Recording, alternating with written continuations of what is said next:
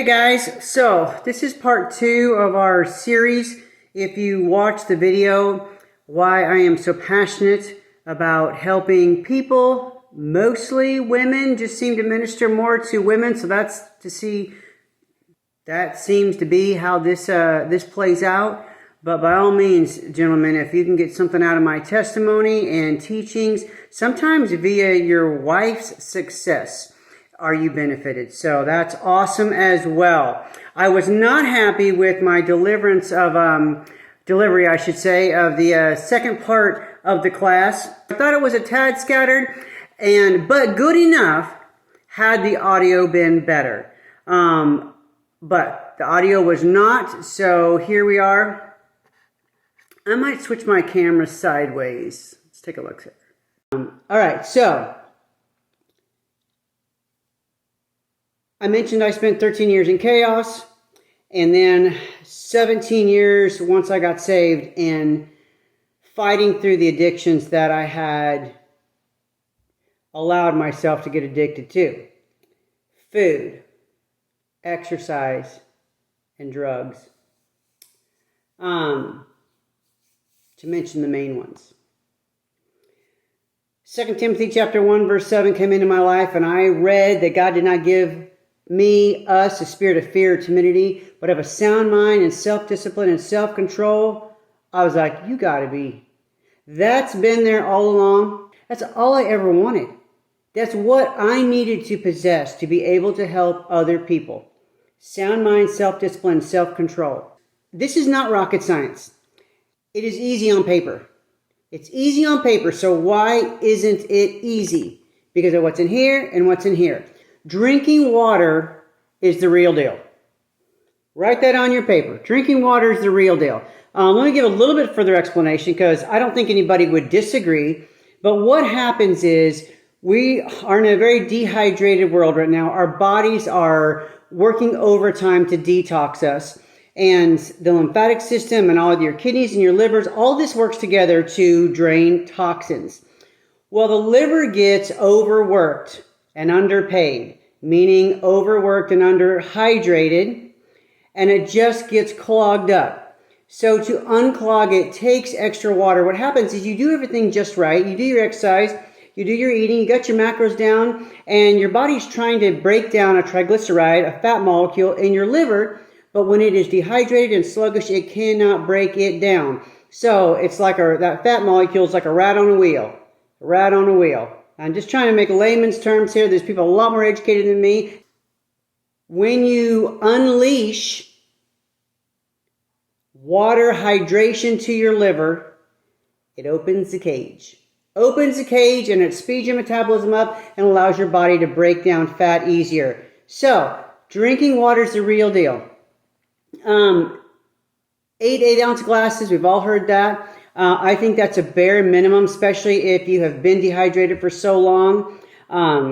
Some of you will retain water at first when you bump it up to 3/4 of a gallon, maybe a gallon. But if you give your body a chance, it will catch up. So the good side is you won't be bloated and full of water retention. But the bad side of that is that you will have to pee a bunch. Drinking water is a real deal. You have to drink water. 2, protein matters. FDA is going to tell you 50 grams a day. I'm going to tell you 100 grams a day. What happens is there's only 3 ways that we ingest energy or calories into our system. It's fat, it's protein, and it's carbohydrates. Every carbohydrate has 4 calories per gram. Every protein gram has 4 calories. Every fat gram has 9 calories. It's obvious to state why carbohydrates can be a problem. They are the higher glycemic. I'm going to teach you how to choose lower glycemic, healthier choices that taste just as good, but that is a journey and we're going to get there. To start to break the mold of the standard American diet that's turned us all into food addicts, we've got to decrease our focus on carbohydrates and increase our focus on protein. Carbohydrates are cheap, they taste good, and they're so high glycemic, they make us crave more carbohydrates. So that's the problem with carbohydrates. With fat, at 9 calories per gram of fat, we're doubling our calories. Fat also tastes good. Sometimes when you come off of your regular eating to keto, you overindulge in unhealthy fats because you try and stay away from them forever because what? Because they're so high calorie. Well, all of a sudden, when the calories don't matter as much, all that matters is not getting any carbohydrates, you overdo on your fats. It's because we're all stuck in this cycle of food addiction. And I will give you all the benefit of the doubt, and I will tell you it is not your fault. The standard American diet with my grandmother, I'm 55, not my mother, but my grandmother was the first generation that was really introduced to processed foods. They made a decision based on convenience, which was not the right choice. So my mother grew up in that, hamburger helper, tuna helper, Pillsbury crescent rolls, things like this. Stuff out of a box was amazing because you'd go poof, 10 minutes later, and all of a sudden you had this warm, tasty meal. But it was void of nutrients. So my generation started getting a clue. My children's generation is really getting a clue. So we are changing that, but it has inundated us to be food addicts. So to break that cycle, we've got to concentrate on good sources of protein. 100 grams a day, try and get it at least, I would hope that you could work up to ingesting food every 3 hours. And it doesn't mean it's a meal. 1/4 cup of sprouted pumpkin seeds gets my metabolism hopping. And every 3 hours, I will do something like that. And there's protein in that. So I want you to look at protein sources and start ingesting those throughout the day and get to 100 grams. This makes a huge difference. I wish all of you could live when someone tells you something, you're like, yeah, it sounds right. But then when you actually live it, it makes a total difference. I was a collegiate athlete. I had a lot of muscle. A friend of mine named Doug Hall came up to me and said, Angela, you've got to, wasn't a friend at the time, but because he came up to me and encouraged me, he's like, look, you don't know me. He's very professional, very respectful. He said, ma'am, you got so much muscle mass. You would do really well in bodybuilding. He didn't know my background of being a food addict. So I said, oh, hey, no way. I didn't want to rear that food addiction temptation again. Long story short, I took his encouragement. When you encourage an encourager, it's like game on. So he put me on a program. He wrote a diet for me. It was like 2,700 calories, something like that. We're talking 2005 or 6 at this point. No, 2007, because I won Miss Tennessee in 2008. And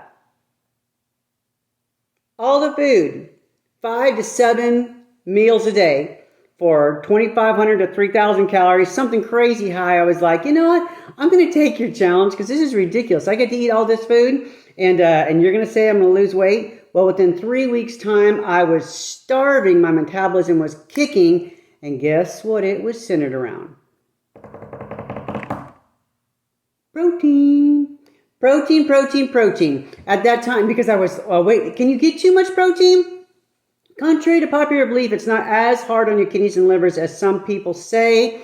With that said, it can put you into an acidic state. But at that point in time, I was digesting about 2 grams per pound of body weight, which my point here with this diet is this.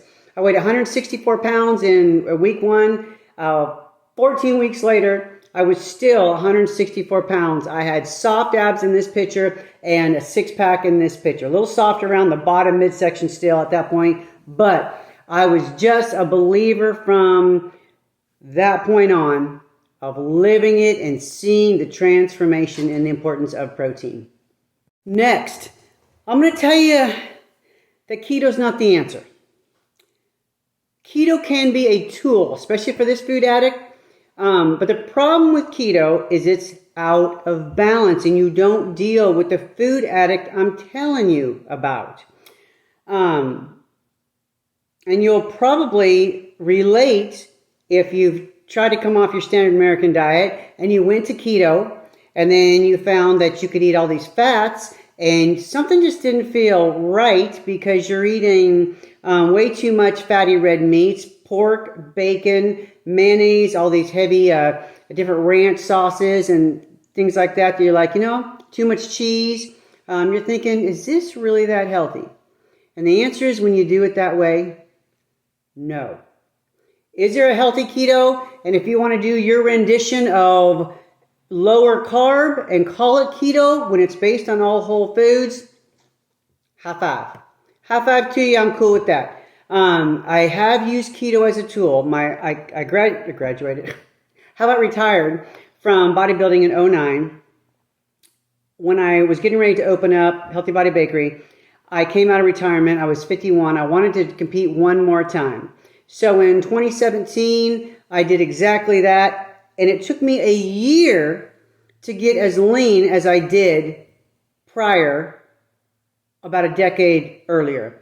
That was tough for me after dieting for so long to get ready for competition. When I got done with the competition, even though my food addict had been at bay and I was peaceful, it reared its head because of how controlled I was for so long. So, no more competition. I was just, I wanted to go crazy, ate crazy. I had to go on keto for a short while to shut my food addict down. So I used it as a tool in 2017. It took me about 8 weeks to shut that food addict down. 2018, I guess. And I knew when I woke up and that feeling of the food addict gone, I was back in control. I was back onto whole foods and my balanced eating. So be careful with keto. It's not the answer. It can be a tool. Use it as one. Gluten-free is definitely not the answer. If you are not celiac, please don't jump on the gluten-free bandwagon and just say gluten-free to be gluten-free. What you're meaning is you want to be wheat gluten-free because what they have done to processed wheat. Doctors are telling you to be gluten-free because they either don't know or they don't want to take the time to explain it to you that unless you're celiac, which is a rare disease, very small percentage, but wheat gluten, because of how they have hybrid and changed wheat, is what's causing all the gluten intolerances.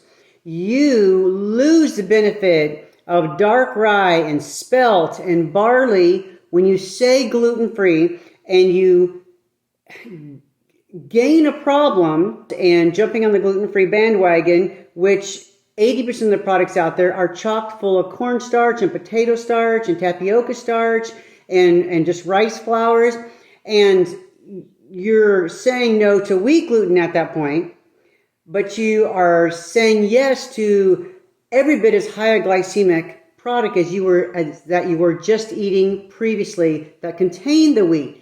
So how about grab the best of both worlds and go to wheat gluten free? Not eating is not the answer. Not eating is going back to that all or nothing food addict. Are some of you doing intermittent fasting the correct way? Maybe. I got to be honest, intermittent fasting, since I was a trainer, has kind of become popular. I haven't done an in-depth study on it. But again, I am dealing with the people that come to me and they want to lose weight, and I hear their stories and I watch what they're doing. And intermittent fasting, for most of the people that I talk to, is a white knuckle control thing of denying themselves food because they don't trust themselves to eat. That's not the idea of intermittent fasting. I am a huge advocate of eating to be thin. Eating to be thin. So that goes back to our concentrating on our protein, getting smaller meals throughout the day. A lot of you were raised on big meals and you just flat overeat. I get it. Everything's a competition to me. I grew up, my family would go through the McDonald's drive-thru. I'd let both my brothers order and I'd wait to see what they ordered, and I would order more because I said, I can eat more than that. I can eat more than that. And we get this ritual habit forming habits that are just terrible. So, do you want to be healthy? Do you want to live longer or not? It's your choice. I personally am going to love you right where you're at no matter what. But if you want to be better, you got to work on that. So eat to be thin. Higher protein, whole foods choices, smaller meals throughout the day. Let's move on. Blood type dieting is my favorite because At the time, I didn't understand the science behind lectins, and lectins are anti-nutrients that when you ingest them, they, again, layman's terms, they kind of make an allergic reaction, so to speak. So your body doesn't deal with them well. If you feel it or not, you might not have, hives or bloating or gas or anything, but lectins in certain foods are not advantageous to your health. There's 4 blood types. I happen to be blood type O, and this is my whole reason in a nutshell of why I believe in blood type dieting and have done it for 15 years. When I read the book, there's beneficial foods that are like medicine to me and speed my metabolism up. There's neutral foods that are exactly that. If you want to eat it, go for it. There are avoid foods that are poison to my system and slow my metabolism down. First thing I noticed is that anything that's ever upset my stomach or on a regular basis is on my avoid list. Second of all, it tells me something so simple as that an apple is medicine for me and an orange is poison because of the alkalinity and acidity of my particular system being blood type O. So I said, well, dang, if an apple's medicine and orange is poison, I like them both. It's not asking you to do anything weird. It's telling you that these foods are nutrients and satisfying to your body, healing, and these ones are avoid. So I test you to test it out on your system. Do it for 90 days. And again, it's an apple and an orange. For your system, it might be a difference between pineapple and blueberries, whatever. But it is whole food based.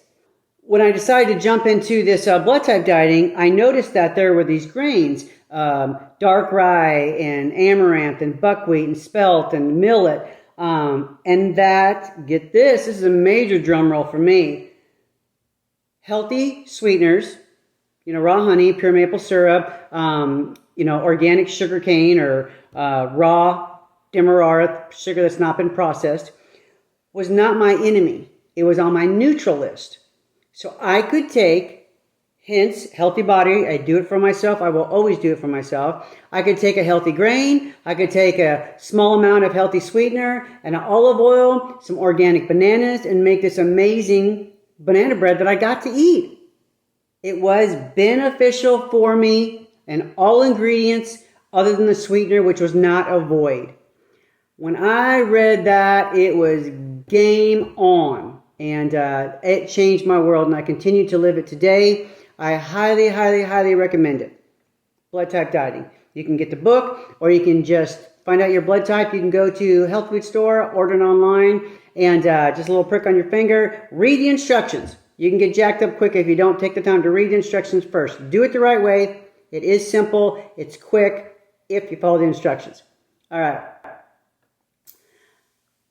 Carbohydrates. Carbohydrates. In the class I just taught that I did not use for this video, I asked the class to write carbohydrates in huge letters on their paper.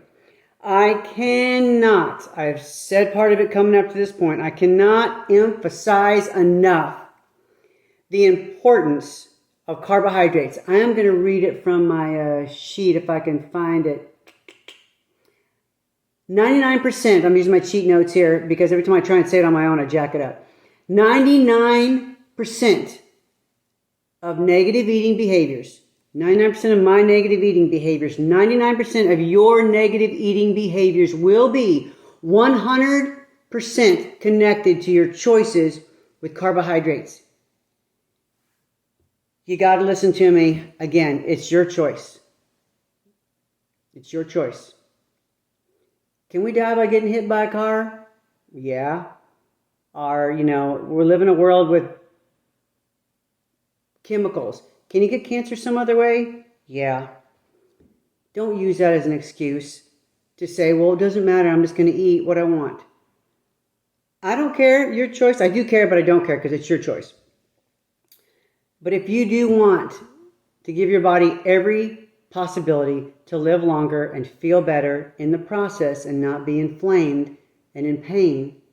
I'm 55 years old. We're going out hiking this next week and we're going to go do 35 miles in 2 days and we're going to finish. We got a 6-hour stint Saturday morning over Appalachian Trail mountains. It's intense. It feels good to feel good. And I want that for you. If you want it for yourself, and take a look at your carbohydrates. Please come off the standard American diet of wheat and high glycemic carbs. When you ingest high glycemic carbs, it triggers a reaction just like heroin or crank cocaine or opiates that you want more high glycemic carbs. You can't play around with that. A lot of you say, okay, and I can't play around with that. Boom, going to go to keto. If you're using it as a tool, great. But then your choices are this or that, keto or high glycemic carbs. No, there's a whole food diet in the center that when you can keep working and pushing through that food addict and get your body, even fruit can be tolerated by severe food addicts when you learn to manage it. You want to choose certain low glycemic dark rye and barley. You can bake with them and cook with them. Choices at first, root vegetables are great. Cassava, there's a whole siete chips, makes a whole line of cassava chips. They digest slow in your system and they taste amazing. So we've got to get off the crap carbohydrates. I cannot emphasize this enough. I'm going to go to the last one and most important, and it's passion and perseverance. I did not fight through 17 years to get free without passion to do so. I see people all the time that aren't passionate about life. They tell me they want to do something, but I don't see any passion in their eyes to do it. I got to give my husband kudos right here. If you listen to my testimony, the last 18 minutes, I apologize about the audio, by the way. We'll hopefully have another chance to do it different in the future, but it gets the point across. If you could hear, if my husband had a voice to tell you in front of people his testimony, it's more powerful than mine, and it's still in motion. It's still a journey. But his upbringing tried to squelch any kind of passion out of that boy that it could get. And so I think that's part of one of the things that was so attractive in me to him was the passion I had for life. He vicariously supported and lived through my passion, and it was fun for him. He has been a huge support role, but you've got to have your own passion. We just did a three-week fast with our church, and I asked him, and we've been married 31 years, and he's 55 as well. I said, honey, what are you praying for? And he said, I'm praying to get my passion back. And it just made me so happy. If you lack passion and you know it, don't beat yourself up because you've already been beat up enough. Chances are, if you looked at your past, somebody probably beat that passion out of you one way or another. Didn't have to be physically. It could have been emotionally. If you lack passion to succeed, you won't. And the harder it is to succeed at it, the more passion you need. The definition for passion, it's a strong and barely controllable emotion. Get your passion, get it focused. And sometimes people have so much. Do you know some of the, I was going to say best addicts, that's not really good. Some of the best, worst addicts, call it what you want. Drug addicts are full of so much passion. They got so much burning in their heads and in their hearts. They don't know how to deal with it. And drugs is a way to bring them into reality so they don't go crazy. Don't be afraid to feel your emotions. You got to keep them focused on moving forward. And if you'll go back to my salvation message, there's also a restoring message that if you'll allow the God of the universe in your heart, El Elyon, the creator of heaven and earth and everything in it, Jesus is out on the outside of your heart just knocking, wanting to come in to give you a sound mind and self-control and self-discipline and no fear. And he will direct your steps and give you victory to victory, but you got to let him in. So get your passion, for whatever you're wanting to succeed at, be it lose weight or get healthier, live a long life to be able to play and hike with your grandkids, whatever it is, and walk it out. If you struggle with that, I pray that you're allowing Jesus to direct your steps anyway. But if you find yourself struggling with that passion, pray about it. He won't let you down. You got to be patient. You got to walk it out. I was on fire for Christ in 17 years of fighting to get through and free from my addictions. That's passion. Perseverance. Perseverance, the definition for perseverance is persistence in doing something despite difficulty or delay in achieving success. Persistence in doing something despite difficulty or delay in achieving success. So on top of drinking water, paying attention to your protein grams and getting them in throughout the day, not doing anything crazy, keto, gluten-free, these can be tools. I just wanted to make a point that what I learned that they didn't work. Not eating is not the answer. Blood type dieting, check it out. So on top of these things, on top of concentrating on your carbohydrates and getting a passion birth in you so strong that you want to actually succeed and not just play games with yourself, you need the perseverance to push through. You got to get back up again and again and again. The world doesn't give food addiction a strong enough platform. Heroin, sex, drugs, or I guess heroin's a drug, gambling, opiates is huge right now.